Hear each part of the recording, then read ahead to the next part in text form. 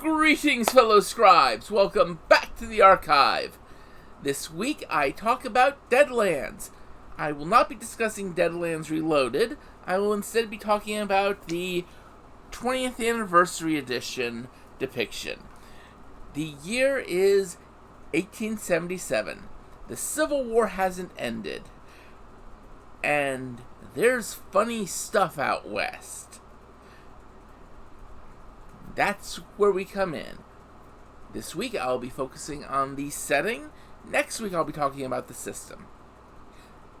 So sit back, relax, and enjoy as we talk about the Weird West. Before I begin, let me just say, if you like this video, please click like and subscribe down below. Leave me comments. Follow me on Twitter. Tell me what you like, what you didn't like, what you'd like to hear me talk about more of in the future. Always looking for ways to help improve the channel. With that said, let's just get right on into this, shall we? Now, as I mentioned in the intro, the Civil War still rages, and the year is 1877. Somehow, Jefferson Davis is still president of the Confederacy, and the Union is still is now under his second term, President Ulysses S. Grant. And they don't mention what kept the Civil War going past the real-world historical date of 1865. But we do know the events that are why it's still going on. 1868, a great earthquake out in the west exposes a massive area called the Maze, and veins of this mysterious new material, ghost rock. Ghost rock burns hotter than coal, makes extremely efficient steam engines, and can be used for a lot of other things. I'll talk about weird science in a bit. But because of the efficiency of it, because of how powerful this is, a bunch of weird scientists equipped a large portion of the Army of Northern Virginia with ghost rock-powered weapons and equipment. And in February 1871, they attacked and took Washington, D.C., taking the Union capital. Now, eventually the Union took it back, and the first thing Grant did as soon as he got back into the White House was offer up the prize of exclusive contracts to whichever rail company could build a transcontinental railroad to bring ghost rock from the Maze out in the west back to the east. This would grant exclusive rights to the ghost rock in that area to whatever company did that. Jefferson Davis, within days, did the same thing. Now, the Civil War kind of had some other side effects. Because it has lasted as long as it has, it's going on 12 years longer in the world of Deadlands than it did in the real world.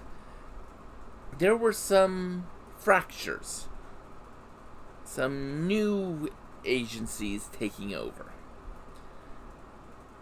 First, two of the Indian nations basically created their own sovereign states.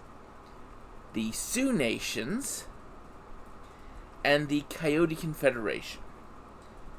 The Sioux Nations are just what it sounds like. They are a government made of the Sioux, the various tribes of the Sioux, united under one group. The Coyote Confederation is a coalition of tribes. They are ostensibly led by a individual who they only ever see in a red concealing cloak. So they don't know who it actually is. That goes by the name the Coyote. Sometimes this individual is reported to be hundreds of miles apart on the same day. Assumption is that it's actually members of the ruling council who wear this as a disguise. But there's weird stuff in the Weird West, so anything's possible. The other independent nation is a little place centered around Salt Lake City called the Republic of Deseret. And yes, it pretty much is. It is led by Brigham Young. It is the Nation of the Mormons. And then there's one little independent little city. It's built near the area of the maze, and it's sort of a big hub for weird scientists and various factions. It's called the City of Los Angeles. Not Los Angeles. This is a little bit different. It gets kind of complicated on that. But it's not Los Angeles. It's its own unique entity. Because it was founded by individuals following the Great Quake of '68.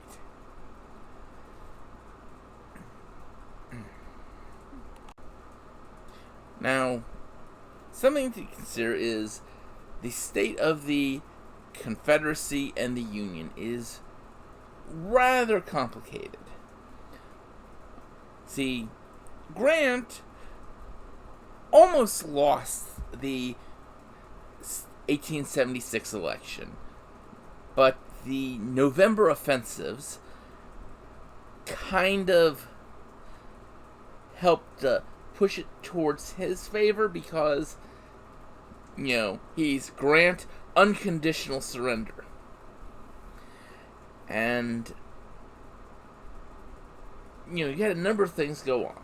First, the British finally entered the Civil War. The Confederacy finally managed to get them to come in. And they took Detroit, which is a major hub.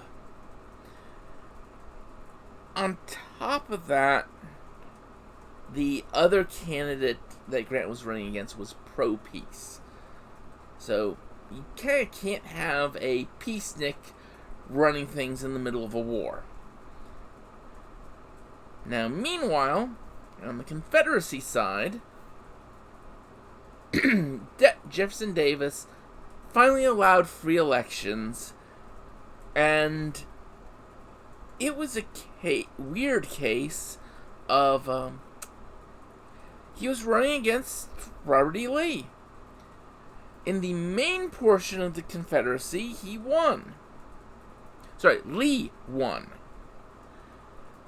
However, votes from the westward territories swung things just barely to Davis's side.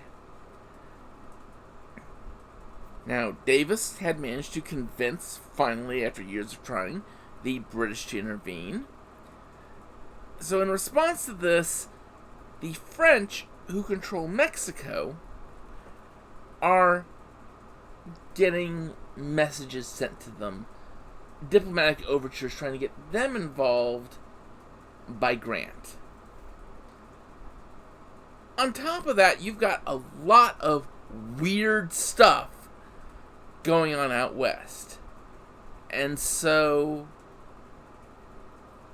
the United States Union creates a group called the Agency. Jefferson Davis empowers the Texas Rangers to be able to operate outside of Texas, out into the territories.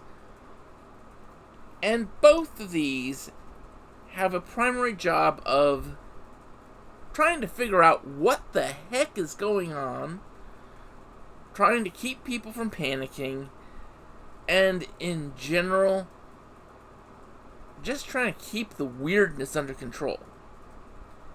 They don't always do quite a good job because, well, it's weird out there. I mean, you've got instances where someone's hanged, they come back to life. And, the dead are supposed to stay dead, And that's the sort of things that are going on. That's kind of tame, actually. I mean, chupacabras are real. You've got Confederate Ghost Rock powered jump infantry. You've got flying machines popping up made by weird scientists powered by Ghost Rock. You've got trains powered by Ghost Rock that sound like the screaming of a vast choir of the dead as they roll down the tracks. And it just keeps going like that. You've got people who are using decks of cards to do magic. You've got people, Indian medicine men. It's not like the real world was belief. They're actually calling up spirits to do stuff for them. And it just keeps like that. And in the center of it all is the city of Lost Angels, ruled over with an iron fist by the Reverend Grimm. You see, Reverend Ezekiah Grimm, Grimme, rules over the city of Lost Angels. It was built in a circular pattern with his cathedral at the very center. And every Sunday after sermons, he lets all his flock join in the great feast. Fruits, vegetables, and meat. Strangely, all of these things are hard to find in the maze, especially the meat. But Reverend Grimm always has sources, always has plenty. Of course, the only people who can live inside the city itself are those who fully believe in his particular beliefs. And he sends missionaries out trying to convert people. These missionaries have had to become armed because the railroads don't like them, because they preach against the railroads. You see, to Reverend Grimm, the railroads bring only graft and corruption and greed. Gee, kind of what they're motivated by. Makes sense. But to keep the railways out, he passed that edict. Since he's the one who runs the city of Los Angeles, he gets to decide who can go in, who can go out, who can live there, who can't. And he's trying to sway more people to be anti-railway. And remember, this city is built in the maze. This city is the heart of the Ghost Rock trade. Everyone who wants large quantities of Ghost Rock, this is where you come. And he runs it as a neutral, because he hates everybody, independent fiefdom.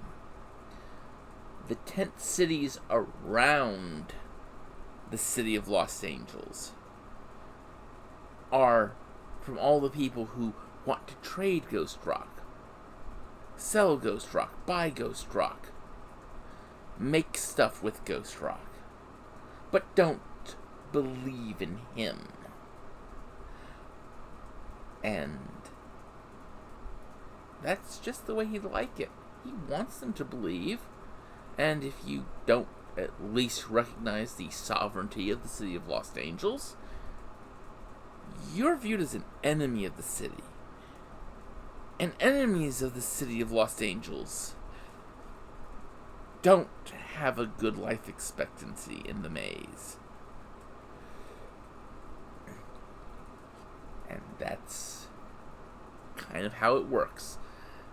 Of course, speaking of the railways, there are a number of different railways out there. You know, we all know the famous ones, the Dixie Rails, the Union Rails, Denver Pacific. You know, these are just the normal, average railways run by tycoons, businessmen trying to control this progress across the country. But there's one that stands out. There's one that's a very special railway, because it's run by a very different kind of person. And this is the Iron Dragon Railway. You see, the Iron Dragon Railway is run by a Chinese pirate, opium dealer, and other things. Basically a warlord named Kang.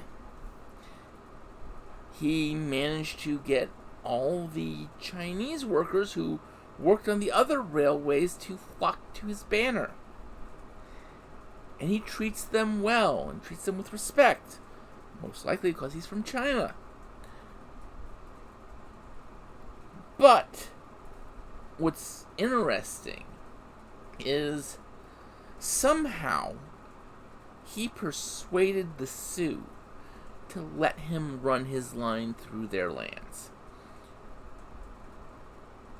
And this means his railway is a little bit quicker in getting Ghost Rock to the east, or getting supplies from the east back out to the maze. And because of this, his railway is one of the more prosperous ones, rivaling the Union Blue, the Dixie Lines, and all these other well-known railways.